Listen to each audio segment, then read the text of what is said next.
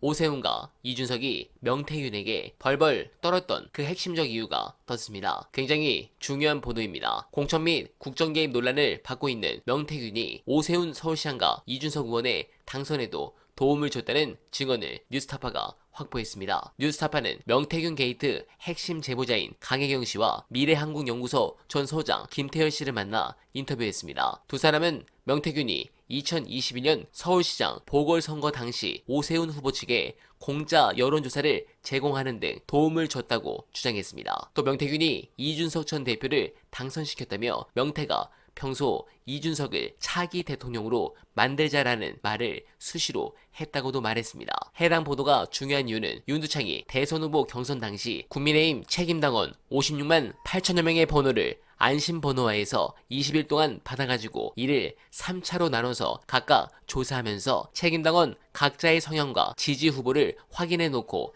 자기가 당선시키고 싶은 후보를 지지하는 책임당원에게 선택적으로 전화하여 마치 공정한 여론조사인 것처럼 결과치를 만들어 놓고 경선 결과를 바꿔버렸다는 것을 기억해야 합니다. 이는 로데이터를 이용하여 사전에 파악한 지지 성향을 바탕으로 표본의 모집단을 완전히 바꿔놓은 상태에서 조사가 이루어졌기에 수치 조작 같은 것과는 차원을 달리하는 심각한 범죄 혐의이기 때문입니다. 그런데 이걸 이준석과 오세훈에게도 사용했을 가능성이 있다는 보도라는 부분이 주목됩니다. 실제 명태균은 이런 페북으로 자신이 작업을 했다는 것에 대해 암시하기도 했습니다. 네, 좋습니다. 이준석이 이거 막으려면 골치가 아플 것 같은데 빠져나가기가 쉽지 않을 것 같습니다. 이준석이 결국 입을 열 수밖에 없는 이유 보시고 이어가 보겠습니다. 저는 이준석 의원이 너무 솔직하지가 않다. 너무 미꾸라지처럼 살살살살 빠져나가려고 한다. 왜 그럴까? 본인하고 연관되기 때문이다. 얼마 전에 검찰에서 복구한 PC가 강혜경 씨 말에 의하면 김영선의 지역구 사무실에 있던 PC였고 그 사무실에 있던 그 PC는 명태균만 전용으로 사용하는 PC라는 거예요. 그 PC와 관련된 어떠한 내용이 나왔는지가 다 보도가 됐어요. USB 흔적이 있다는 등. 그게 전부 다 검찰발 발언이에요. 그렇죠. 검찰에서 흘렸다는 그 정보의 본질을 따져보니까 이준석과 김종인을 타겟팅이 되더라는 거예요. 이준석과 김종인을 타겟팅을 시키고 싶어하는 주체는 누굴까? 용산이다. 그게 김소연이 이준석 의원이 한국에 없는 시점에 명태균의 변호사를 자처하며 들어온 것하고도 맞다. 김소연이 들어와서 한 일은 결국은 이준석 악마와 이준석 악의 축, 이준석 죽이기에만 몰두하고 있는데 그게 바로 용산의 니즈하고 정확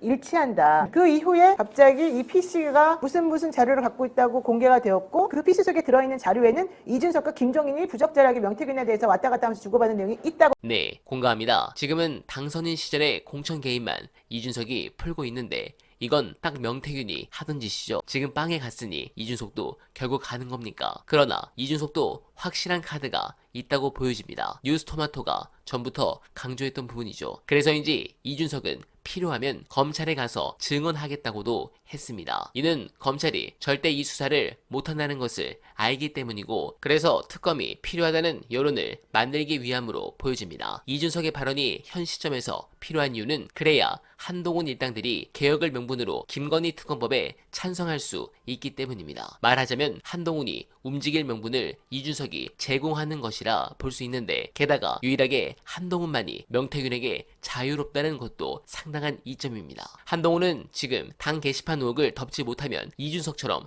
징계를 받거나 사임 압박을 피하기 어렵습니다. 김건희 특검법 표결에서 상당히 재밌는 결과가 나올 수 있는데 이번에는 우리 민주 진영이 환하게 웃을 소식이 이어지길 간절하게 바라며 어날바는 오늘도 최선을 다하겠습니다. 여러분 고맙습니다.